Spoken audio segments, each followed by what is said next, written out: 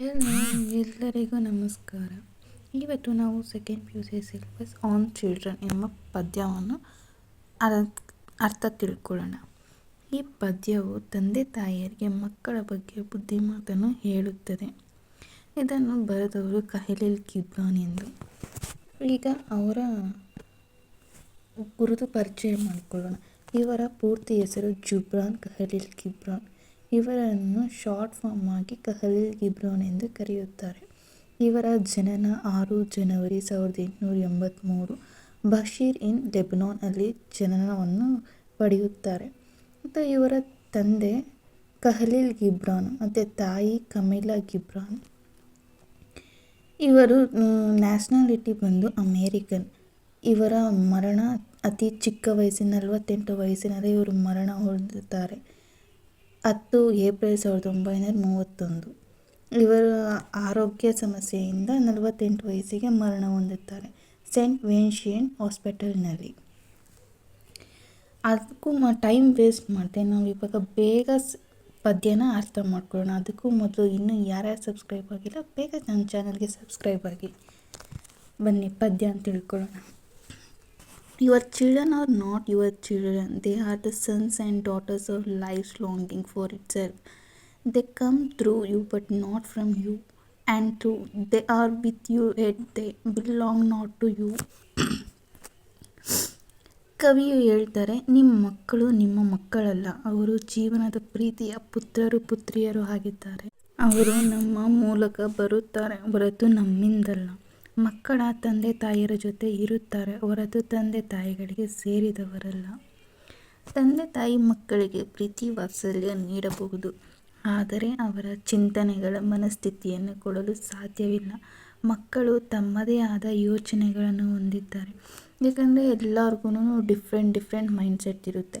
ತಂದೆ ತಾಯಿಗಳನ್ನ ಹೇಳಿದ್ದನ್ನೇ ಕೇಳಿಕೊಂಡು ಅವ್ರು ಯಾರೂ ಇರೋದಿಲ್ಲ. ಅವ್ರಿಗೆ ಆದಂಥ ಸ್ವಂತ ಆಲೋಚನೆಗಳಿರುತ್ತೆ. ಈಗಿನ ಕಾಲದಲ್ಲಿ ಗೊತ್ತಲ್ಲ, ಕೆಲವರು ಅವ್ರದ್ದೇ ಆದಂಥ ತಂದೆ ತಾಯಿ ಏನು ಹೇಳ್ತಾರೋ ಅದನ್ನೇ ಓದ್ಕೊಂಡಿದ್ದು ಲಾಸ್ಟಾಗಿ ಬಂದು ತಂದೆ ತಾಯಿ ನಿಮ್ಮಿಂದನೇ ನನ್ನ ಜೀವನ ಹಾಳಾಗೋಯ್ತು ಅಂತ ತಿರುಗ್ತಾರಲ್ಲ, ಅದನ್ನು ಇಲ್ಲಿ ಕವಿ ಹೇಳ್ತಾ ಇದ್ದಾರೆ. ನಿಮ್ಮ ಮಕ್ಕಳು ನಿಮ್ಮಿಂದ ಜನ್ಮ ಪಡಿತಾರೆ ಹೊರತು ನಿಮಗೆ ಸೇರಿದವರಲ್ಲ ಅಂತ ಕವಿ ಇದರಲ್ಲಿ ಹೇಳ್ತಾ ಇದ್ದಾರೆ. You may give them your love but not your thoughts, for they have their own thoughts. You may house their bodies but not their souls, for their souls dwell in the houses of tomorrow, which you cannot visit, not even in your dreams. ಇಲ್ಲಿ ಹೇಳ್ತಾ ಇದ್ದಾರೆ ಕವಿಗಳು, ನೀವು ಮಕ್ಕಳಿಗೆ ಪ್ರೀತಿಯನ್ನು ಕೊಡ್ಬೋದು, ಕಾಳಜಿಯನ್ನು ಕೊಡ್ಬೋದು, ಅವರ ಆಲೋಚನೆಗಳನ್ನ ಕೊಡೋಕ್ಕಾಗೋದಿಲ್ಲ ನಿಮ್ಮ ಕೈಯಲ್ಲಿ. ಅವರಿಗೆ ಆದಂಥ ಸ್ವಂತ ಆಲೋಚನೆ ಬುದ್ಧಿ ಎಲ್ಲ ಇದೆ. ನೀವು ಅವ್ರಿಗೆ ಇರೋದಕ್ಕೆ ಮನೆ ಕೊಡ್ಬೋದು, ಅವ್ರ ದೇಹಕ್ಕೆ ಜನ್ಮ ನೀಡಬಹುದು, ಆದರೆ ಅವರ ಆಲೋಚನೆಗಳಿಗೆ ಏನೂ ನೀವು ಕೊಡೋದಕ್ಕೆ ಸಾಧ್ಯವಿಲ್ಲ. ಯಾಕಂದರೆ ಅವ್ರದ್ದೇ ಆದಂಥ ಸ್ವಂತ ಆಲೋಚನೆಗಳಿರುತ್ತವೆ. ಅವ್ರ ಮನಸ್ಥಿತಿ ಬೇರೆ ರೀತಿಯಾಗಿರುತ್ತೆ. ಆ ಮನೆಗಳಲ್ಲಿ ತಂದೆ ತಾಯಿ ಕನಸಿನಲ್ಲಿ ಹೋಗೋಕ್ಕೂ ಸಾಧ್ಯವಿಲ್ಲ. ತಂದೆ ತಾಯಿ ಮಕ್ಕಳ ಕನಸಿನಲ್ಲಿ ಹೋಗೋದಕ್ಕೂ ಸಾಧ್ಯವಿಲ್ಲ.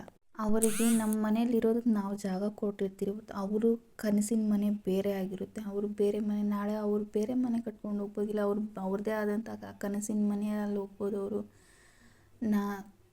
ನಿಮ್ಮ ಕನಸಿನಲ್ಲೂ ಅದನ್ನು ನೀವು ಭೇಟಿ ಮಾಡಲು ಸಾಧ್ಯವಿಲ್ಲ. ಯಾಕಂದರೆ ಮಕ್ಕಳ ಕನಸಿನಲ್ಲಿ ತಂದೆ ತಾಯಿ ಹೋಗಿ ಅಲ್ಲಿ ಭೇಟಿ ಮಾಡೋಕ್ಕೂ ಸಾಧ್ಯವಿಲ್ಲ. ಆ ಥರ ಅವ್ರು ಬೆಳಿಬೇಕು ಅನ್ನೋ ಆಲೋಚನೆದಲ್ಲಿರ್ತಾರೆ ಅವರು. You may strive to be like them but seek not to make them like you, for life goes not backward not tarries with yesterday. ಈ ಪದ್ಯದ ಅರ್ಥ ಏನಂದರೆ, ತಂದೆ ತಾಯಿ ಮಕ್ಕಳನ್ನು ಅನುಕರಣೆ ಮಾಡಬಹುದು, ಆದರೆ ಮಕ್ಕಳು ತಂದೆ ತಾಯಿಯನ್ನು ಅನುಕರಣೆ ಮಾಡುವುದಿಲ್ಲ. ಏಕೆಂದರೆ ಜೀವನವು ಮುಂದಕ್ಕೆ ಸಾಗುತ್ತಿರುತ್ತದೆ, ಅದು ಹಿಂದಕ್ಕೆ ಬರಲು ಸಾಧ್ಯವಿಲ್ಲ. ಮಕ್ಕಳು ಮುಂದೆ ಆಗೋದನ್ನು ನೋಡ್ತಾರೆ ಹೊರತು ಹಿಂದೆ ಏನಾಗಿದೆ ಅನ್ನೋದನ್ನು ನೋಡಲ್ಲ. ಹಂಗಾಗಿ ತಂದೆ ತಾಯಿ ಮಕ್ಕಳನ್ನ ಅನುಕರಣೆ ಮಾಡ್ಬೋದು, ಮಕ್ಕಳು ತಂದೆ ತಾಯಿನ ಅನುಕರಣೆ ಮಾಡೋಕ್ಕೆ ಹೋಗೋದಿಲ್ಲ ಅಂತ ಈ ಸಾಲಿನ ಅರ್ಥ. You are the bows from which your children has living arrows are sent forth. The archer sees the mark upon the path of the infinite, and he bends you with his might, that his arrows may go swift and far. ಇದರ ಅರ್ಥ ಏನಂದರೆ ತಂದೆ ತಾಯಿ ಅಚಲವಾದ ಬಿಲ್ಲಿನಂತೆ ಇದ್ದರೆ ಮಕ್ಕಳು ಬಿಲ್ಲಿನಿಂದ ಹೊರಬರುವಂಥ ಬಾಣದಂತೆ ಇರುತ್ತಾರೆ. ಬಿಲ್ಲುಗಾರನಂತಿರುವ ದೇವರು ಬಾಣವನ್ನು ಹಾಗೂ ಬಿಲ್ಲನ್ನು ಪ್ರೀತಿಸುತ್ತಾನೆ.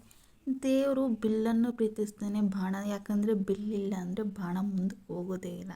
ಯಾಕಂದರೆ ಬಿಲ್ಲುಗಾರ ತಂದೆ ತಾಯಿ ಆಗಿರ್ಬೇಕಾದ್ರೆ ಬಾಣ ಮಕ್ಕಳಾಗಿರ್ತಾರೆ. ಯಾಕಂದರೆ ಅವ್ರು ಜನ್ಮ ನೀಡೋದ್ರಿಂದ ತಾನೇ ಇವ್ರು ಮಕ್ಕಳು ಬಂದಿರ್ತಾರೆ. ನಾವು ಊಹಿಸಲು ಸಾಧ್ಯವಿಲ್ಲ ಮತ್ತು ಭವಿಷ್ಯದ ಅವರ ಪ್ರಪಂಚ ಹೇಗಿರುತ್ತದೆ ಎಂಬುದನ್ನು ನಾವು ಊಹಿಸಲು ಸಾಧ್ಯವಿಲ್ಲ. ಅವರ ಜೀವನ ಹೆಂಗಾದ್ರೂ ಸಾಗ್ಬೋದು. ಈಗ ಕೆಲವ್ರ ಮಕ್ಕಳು ಓದಿಲ್ಲ ಅಂದರೆ ಅವ್ರ ಜೀವನ ದುಡಿಯೋದು, ಕೂಲಿ ಅದು ಇದು ಮಾಡ್ಕೊಂಡು ಇದ್ದೋಗ್ತಾರೆ. ಅದು ಎಜುಕೇಷನ್ ಮಾಡ್ಕೊಂಡವರು ಅವ್ರು ಸಪ್ರೇಟ್ ವೇದಲ್ಲಿ ಹೋಗ್ತಾ ಇರ್ತಾರೆ. ಲಾಯರು, ಡಾಕ್ಟರು, ಬ್ಯಾಂಕಲ್ಲಿ ವರ್ಕ್ ಮಾಡೋರು, ಅವ್ರವ್ರದ್ದು ಆದಂಥ ಓನ್ ಬಿಸ್ನೆಸ್ ಮಾಡ್ಕೊಂಡು ಅವ್ರು ಹೋಗ್ತಾ ಇರ್ತಾರೆ. ಅವ್ರು ಡಿಫ್ರೆಂಟ್ ಮೈಂಡ್ಸೆಟ್, ಡಿಫ್ರೆಂಟ್ ವೇಯಲ್ಲಿ ಹೋಗ್ತಾ ಇರ್ತಾರೆ. ನಿಮ್ಮ ಮಕ್ಕಳನ್ನು ನೀವು ಜೀವಂತ ಬಾಣಗಳಾಗಿ ಕಳುಹಿಸುವ ಬಿಲ್ಲುಗಳು ನೀವು. ಬಿಲ್ಲುಗಾರನ ಅನಂತರ ಆದಿಯ ಗುರುತನ್ನು ನೋಡುತ್ತಾನೆ. ಅವನ ಬಾಣಗಳು ವೇಗವಾಗಿ ಮತ್ತು ದೂರ ಹೋಗುವಂತೆ ಅವನ ಶಕ್ತಿಯಿಂದ ನಿಮ್ಮನ್ನು ಬಾಗಿಸುತ್ತಾನೆ. ಅವನು ಅಂದರೆ ಇಲ್ಲಿ ದೇವರು ಯಾವ ಥರ ಮಕ್ಕಳು ನನ್ನ ಮುಂದೆ ಬೆಳೀತಾ, ಇವಾಗ ತಂದೆ ಮಕ್ಕಳನ್ನ ಯಾವ ಥರ ನೋಡ್ತಾನೋ ದೇವ್ರಿಗೆ ಎಲ್ಲರೂ ನಿನ್ನ ತಂದೆ, ನಿನ್ನ ಮಗು, ನಿನ್ನ ಸಪ್ರೇಟಾಗಿ ನೋಡೋದಿಲ್ಲ. ದೇವರು ತಂದೆ ತಾಯಿ ಎಲ್ಲರೂ ನನ್ನ ಮಕ್ಕಳು ಅಂತಲೇ ನೋಡ್ತಾರೆ. ಹಾಗಾಗಿ ಇದರಲ್ಲಿ ತಂದೆ ತಾಯಿ ಎಲ್ಲರೂ ನಮ್ಮ ಮಕ್ಕಳು, ತಂದೆ ತಾಯಿ ಎಲ್ಲರನ್ನು ದೇವರು ಸಮಾನಾಗಿ ಕಾಣ್ತಾನೆ. ಬಿಲ್ಲು ಬಾಣ ಬಂದು ಮಕ್ಕಳಾಗಿ ಇರ್ತಾರೆ ಇದರಲ್ಲಿ. Let your bending in the archer's hand be for gladness, for even has he loves the arrow that flies, so he loves also the bow that is stable.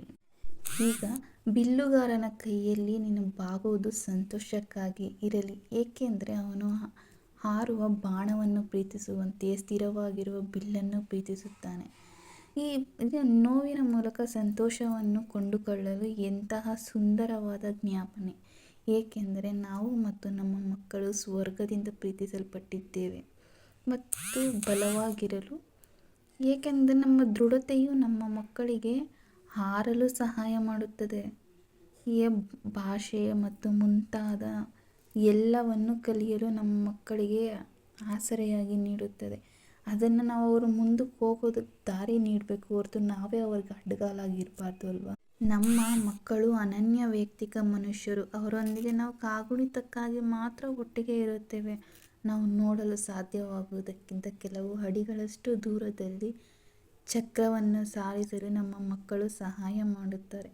ತಮ್ಮದೇ ಆದ ಹಣೆಬರಹ ಮತ್ತು ತಮ್ಮದೇ ಆದ ಉದ್ದೇಶವನ್ನು ಹೊಂದಿರುವ ನಮ್ಮ ಮಕ್ಕಳು ನಮ್ಮದೇ ಆದ ಪ್ರತ್ಯೇಕ ಮಕ್ಕಳಾಗಿ ಜೀವನವನ್ನು ಸಾಗಿಸ್ತಾರೆ. ಯಾಕಂದರೆ ಅವ್ರಿಗೆ ನಮ್ಮ ತಂದೆ ತಾಯಿ ಕೆಲವರು ಹೇಳ್ಕೊಳ್ಳೋದಿಲ್ಲ. ಯಾಕಂದರೆ ಅವರು ಫ್ರೆಂಡ್ಲಿಯಾಗಿ ಮಕ್ಕಳಿಗೆ ಏನು ಬೇಕೋ ಅದನ್ನು ಸಪೋರ್ಟ್ ಮಾಡ್ಕೊಂಡು ಬರ್ತಾರೆ. ಕೆಲವರು ನೀನು ಇದನ್ನೇ ಮಾಡಬೇಕು, ನಿನ್ನ ಮಕ್ಕಳಾಗಿ ತಂದೆ ತಾಯಿ ಏನು ಹೇಳ್ತಾರೆ ಅದನ್ನೇ ಮಾಡಬೇಕು, ಅವರ ಹೇಳ್ಕೊಟ್ಟಿದ್ದ ದಾರಿದಲ್ಲೇ ಹೋಗಬೇಕು, ನೀನು ಇದನ್ನು ಮಾಡು ಅಂದರೆ ಇದೇ ಕೆಲಸ ಮಾಡಬೇಕು ಅಂದರೆ ಮಕ್ಕಳಿಗಾದಂಥ ಚಿಂತನೆಗಳಿಗೆ ಅವರು ದಾರಿ ಕೊಡೋದಿಲ್ಲ. ಬೇಡ, ಮಕ್ಕಳಿಗೂ ಸ್ವತಂತ್ರ ಆಗಿ ಅವರು ನಮ್ಮ ಮುಖಾಂತರ ಬರ್ತಾರೆ ಹೊರತು ನಮ್ಮ ಆಲೋಚನೆಗಳಿಗೆ ನಮ್ಮ ಮಕ್ಕಳು ಹೊಂದ್ಕೊಳ್ಳೋದಿಲ್ಲ ಅನ್ನೋದನ್ನು ಈ ಪದ್ಯದ ಮೂಲಕ ಹೇಳ್ತಾ ಇದ್ದಾರೆ ಕವಿಗಳು. ಕಹೀಲ್ ಗಿಬ್ರಾನ್ ಅವರ ಮೇನ್ ಕೋಟಸ್ ಏನಂದರೆ, yesterday is but today memory, tomorrow is today's dream. ಅಂದರೆ ನಿನ್ನೆ ಆದರೆ ಇಂದಿನ ನೆನಪು, ನಾಳೆ ಇಂದಿನ ಕನಸು. ಅಂದರೆ ನಿನ್ನೆ ಬಗ್ಗೆ ನಾವು ನಿನ್ನೆ ನಾಳೆ ಏನಾಗ್ತೈತೆ ಅನ್ನೋದನ್ನ ಯೋಚನೆ ಮಾಡ್ತೀವಿ, ಇವತ್ತು ನಾಳೆ ಏನಾಗ್ತೈತೆ ಅನ್ನೋದನ್ನ ಕನಸು ಕಾಣ್ತೀವಿ. ಅದನ್ನು ಫೇಮಸ್ ಕೋಟ ಆಗಿ ಎಸ್ಟಾಬ್ಲಿಷ್ ಮಾಡಿದ್ದಾರೆ. ತುಂಬ ಚೆನ್ನಾಗಿ ಮಕ್ಕಳ ಮನಸ್ಥಿತಿನ ಅರ್ಥ ಮಾಡಿಕೊಂಡು ಕಹೀಲ್ ಗಿಬ್ರಾನ್ ಪದ್ಯವನ್ನು ಬರೆದಿದ್ದಾರೆ. ಇನ್ನೂ ನಿಮಗೆ ಮುಂದಿನ ಬೇಕಂದರೆ ಬೇಗ ಸಬ್ಸ್ಕ್ರೈಬ್ ಆಗಿ. ನಿಮ್ಮ ಡೌಟ್ಸ್ ಏನಾದರೂ ಇದ್ದರೆ ಅದ್ರಲ್ಲಿ ಕ್ಲಿಯರ್ ಮಾಡ್ತೀನಿ.